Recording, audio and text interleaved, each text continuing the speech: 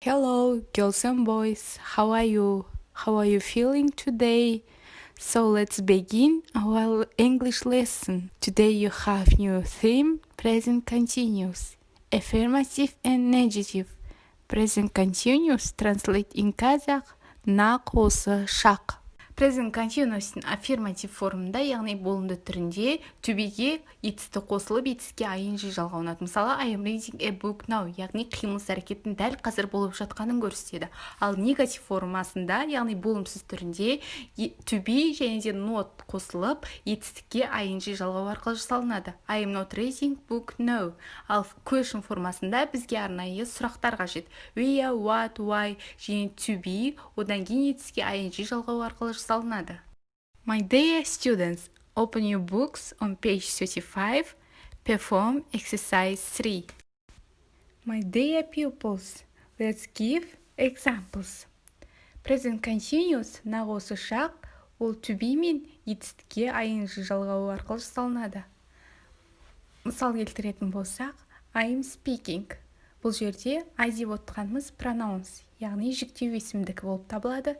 Am дегеніміз бұл to be. Ал speaking бұл жерде speak, айтамын дегенге ing жалғау арқылы жасалынып, I am speaking, мен айтамын, яғни дәл қазір осы жерде айтатындығын көрсетіп тұр. You are speaking, сен айтасың. He, she, it is speaking, ол айтады. We are speaking, біз айтамыз. They are speaking, олар айтады деген. To speak бұл айту, яғни speaking, айтушы дегенді білінеді, яғни мен айтушымын, дәл қазір айтатынын білдіріп тұр. Present continuous үш формада келеді дедік, яғни affirmative болымды, negative болымсыз және question сұраулы түрде. Бұл жерде мысалы келтіретін болсақ, examples, I am speaking, яғни бұл affirmative болымды түрі, мен айтамын деген. Ал I am not speaking, мен айтпаймын дегенді білдіреді. Am I speaking? Мен айтамын ба деп өзіне сұрақ қойып тұр. Ал екінші, you are speaking, сен айтасың. You are not speaking, сен айтпайсың. Are you speaking? Сен айтасың ба деп сұраулы сөйлем көрсетіп тұр. Ал енді he, she, it is speaking, ол айтады. He, she, it is not speaking, ол айтпайды. Is he, she, it speaking?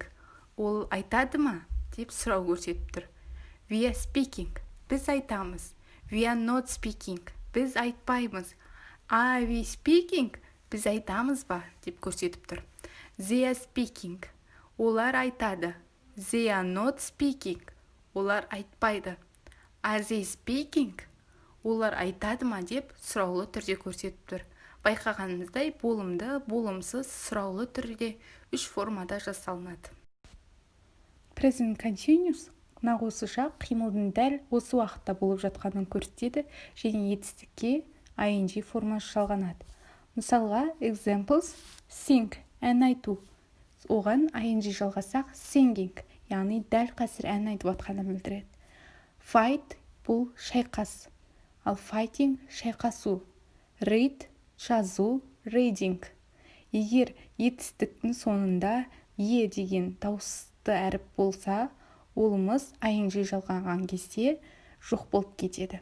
Яғни bake, baking, take, taking, write, writing. Ал егер соңында дауыссыз әріп келсе, онда дауыссыз әріпіміз екі еселенеді. Мысалы көріп тұрғанымыздай, stop, stopping, swim, swimming, sit, sitting. Яғни p, m, t деген дауыссыз әріптеріміз екі еселеніп тұр. Present continuous қимылсыз әрекеттің дәл осы уақытта болып жатқанын білдіреді, сондықтан да нақ осы шақ деп аталған. Мысал ретінде диалог жүргізейік. Examples. How old is your daughter? She is 7. Does she go to school? Yes, she does. Where is she now? She is reading in her room. Бұл жерде диалогта оның қызының қанша жаста екенін, яғни 7 жаста екенін білеміз. Ол мектепке барады ма? Иә, барады. Және де бұл диалогта назар аударатынымыз, яғни now, қазір, Дәл қазір қызы не істеп жатыр деген сұраққа анасы She is reading in her room. Ол бөлмесінде кітап оқып жатыр. Яғни дәл осы уақытта атқарып жатқан қимыл-әрекетін көрсетіп тұр.